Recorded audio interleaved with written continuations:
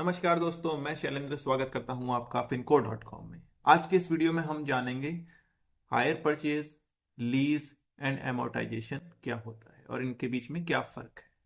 तो पहले जानते हैं what is hire purchase. Hire purchase is an agreement where an individual buy some asset and he pays its price in the form of instalment.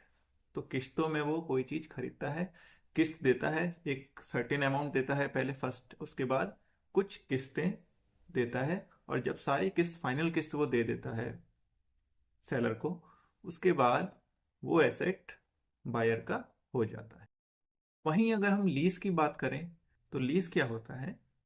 Hair there is an agreement between owner of asset and user of asset. तो जो owner होता है that will be known as lessor and the user will be known as lessee. So lessor allows lessee to use his or her asset for a certain period of time in the exchange of payment for lease, जैसे कि rent हो गया। सो वो जो payment of rent है वो हो गया लीज अमाउंट। अब लीज और हायर परचेज में क्या अंतर है? हायर परचेज में इंस्टॉलमेंट देने के बाद एसेट खरीदने वाले का हो जाता है। In case of lease asset की जो ओनरशिप है वो लेसर के पास ही रहती है और लेसी की तरफ ट्रांसफर नहीं होती। तो एग्जाम्पल की बात करें तो हायर परचेज में मान लिया किसी कंपनी ने कोई मशीनरी इक्विपमेंट लिया एंड सेलर के साथ एक हायर परचेज एग्रीमेंट साइन किया। इनिशियल एक डिपॉजिट अमाउंट दिया और उसके बाद कुछ सालों तक किस्तों के फॉर्म में डिपॉजिट करते रहे। आखिरी पेमेंट के बाद वो मशीन बायर की हो जाएगी।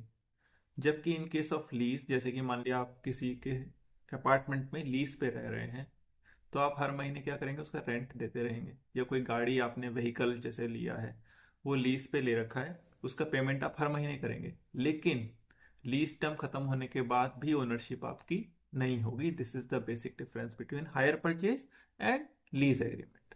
Now third is amortisation. Amortisation is in the case of loans. जो लोन्स होते हैं उनका प्रिंसिपल प्लस इंटरेस्ट का जो शेड्यूल बनाया जाता है, ईएमआई, उसको कहा जाता है amortisation. So here the capital borrowed by a person is being repaid in the monthly instalment which constitutes of principal plus interest. तो ईएमआई के फॉर्म में हम लोग देते हैं, लोन का एमोर्टाइजेशन कहा जाता है उसको।